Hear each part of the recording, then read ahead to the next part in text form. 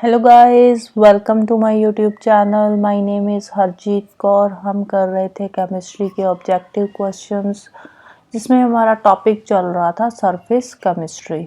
तो surface chemistry के पहले के 20 क्वेश्चंस हम ऑलरेडी डिस्कस कर चुके हैं। तो आज हम शुरू करेंगे क्वेश्चन नंबर 21 से।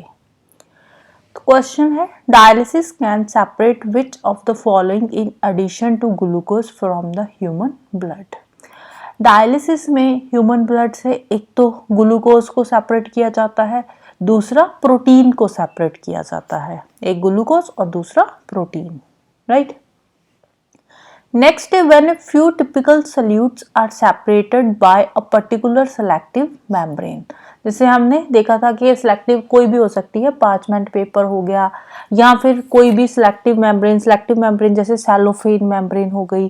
तो उससे हम क्या करते हैं, कुछ जो सल्यूट्स होते हैं उनको सेपरेट करते हैं, जैसे कि प्रोटीन पार्टिकल्स को अलग करना ब्लड कैप्सूल्स में से।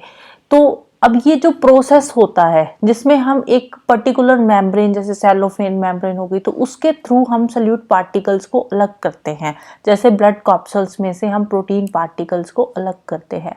तो ये जो प्रोसेस है, इस प्रोसेस को क्या बोलते हैं, तो इसको बोलते हैं डायलिसिस। तो डायलिसिस में हम ब्लड कैप्सूल्स में से प्रोटीन के जो पार्टिकल्स है, ग्लूकोज जो है, उसको हम सेपरेट करते हैं through a membrane called cellophane membrane, right.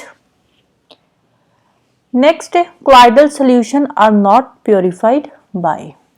जो क्लॉइडल सॉल्यूशन है, इसको इलेक्ट्रोफोरेसिस से प्योरीफाई नहीं किया जाता। रीजन बीइंग, जो इलेक्ट्रोफोरेसिस है ना, this is the property of colloids. ये क्लॉइड्स की प्रॉपर्टी है, कोई प्योरीफिकेशन का मेथड नहीं है। तो इसमें क्या होता है, इसमें जो क्लॉइडल पार्टिकल्स है वो मूव करते हैं under the influence of electric field, right. Next है, alum purifies muddy water. Muddy water को प्योरीफाई करने के लिए अक्सर कर एलम यूज किया जाता है, जिसको फिटकरी बोलते हैं। तो इसमें क्या होता है, इसमें हम जब मट्टी वाटर के अंदर एलम को डाल देते हैं तो उससे क्या होता है, उससे जो सॉइल पार्टिकल्स है वो पानी के जो नीचे होते हैं वो सेटल डाउन हो जाते हैं पानी के नीचे, तो ऊपर साफ पानी रह जाता है। तो बेसिकली ये वाटर प्योरिफिकेशन का एक मेथड है, मड्डी वाटर को जो सॉइल के पार्टिकल्स है उनको अलग करने का एक मेथड है। तो ये जो प्रोसेस होता है इसको क्या बोलते हैं, इसको बोलते हैं कोआगुलेशन, राइट। नेक्स्ट है, in which of the following Tyndall effect is not observed. Tyndall effect क्या होता है, टिंडल इफेक्ट में जो लाइट है वो स्कैटर करती है। जैसे कि टिंडल इफेक्ट, जैसे किसी में से भी लाइट पास करी, बीम ऑफ लाइट, तो लाइट आगे स्कैटर हो जाएगी, तो इसको बोलते हैं टिंडल इफेक्ट। जैसे क्लॉइडल सॉल्यूशन में से लाइट पास करेंगे तो लाइट स्कैटर हो जाएगी, तो वो क्या शो करता है, टिंडल इफेक्ट। तो यहाँ पे जो शुगर सोल्यूशन है, शुगर सोल्यूशन है, ये टिंडल इफेक्ट शो नहीं करता, तो इसमें लाइट स्कैटर नहीं होती। नेक्स्ट है the movement of colloidal particle under the influence of electric field. Electric field के इन्फ्लुएंस के अंडर जो क्लॉइडल पार्टिकल्स की मूवमेंट होती है उसको क्या बोलते हैं, electrophoresis. This is the property of colloids. Next, when a strong beam of light is passed through a colloidal solution. Colloidal solution में से बीम ऑफ लाइट पास करते हैं तो लाइट क्या होती है, लाइट स्कैटर हो जाती है।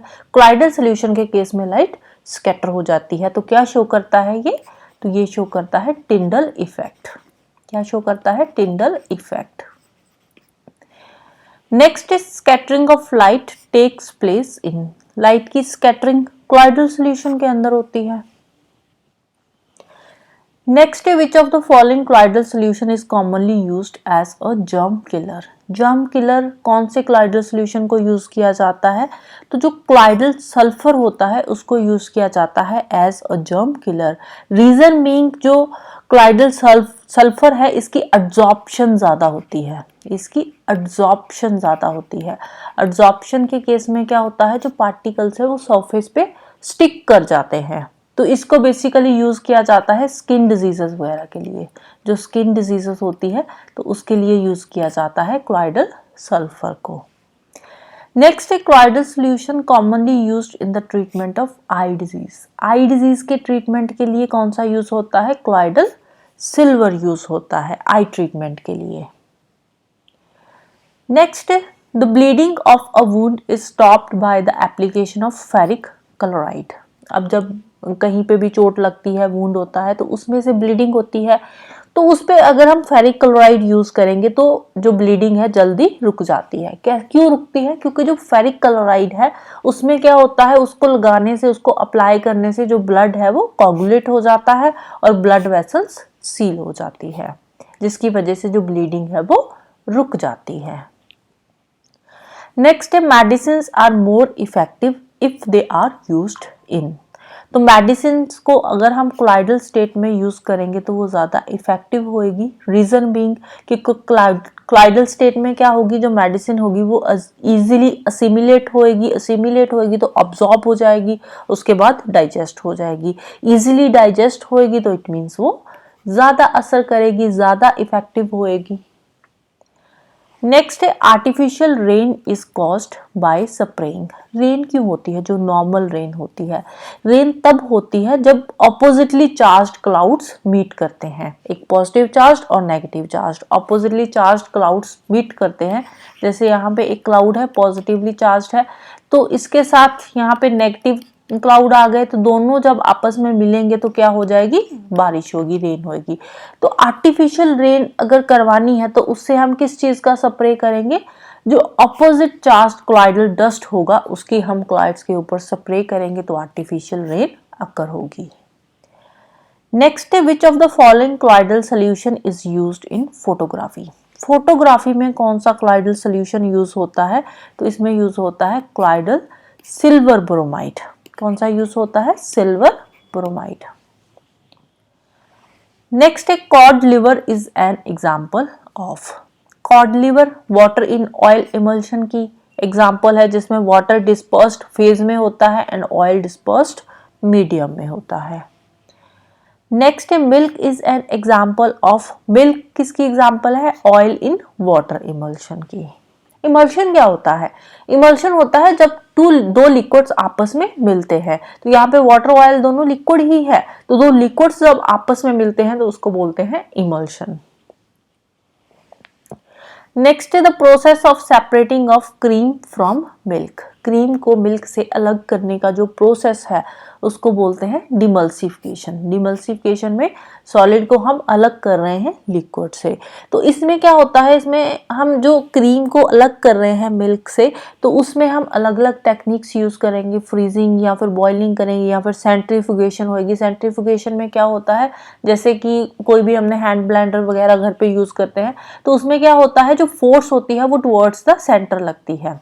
सेंट्रीफ्यूगेशन में क्या होता है, जो सेंट्रीफ्यूगेशन का प्रोसेस है, सेंट्रीफ्यूगेशन के अंदर जो फोर्स लगती है वो कहाँ पे होती है? Towards the centre. Towards the centre force होती है, जिसकी वजह से जो क्रीम है वो मिल्क से अलग हो जाती है through the process of centrifugation. Next है the ability of a catalyst to accelerate the chemical reaction.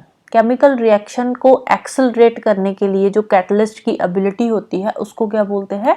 उसको बोला जाता है एक्टिविटी। नेक्स्ट है in case of auto catalysis. Auto catalysis के केस में क्या होता है, जो प्रोडक्ट होता है रिएक्शन का वो एक्ट करता है एज ए कैटालिसिस। तो आंसर क्या आ जाएगा? Product catalysis. अब biological catalysis is essentially, biological catalyst कौन सा होता है? तो जो एंजाइम है that acts as a biological catalyst, right. So that's all for today. तो जाने से पहले वीडियो को लाइक कर देना, शेयर कर देना, चैनल को सब्सक्राइब कर लेना। Thank you, bye bye and have a nice day.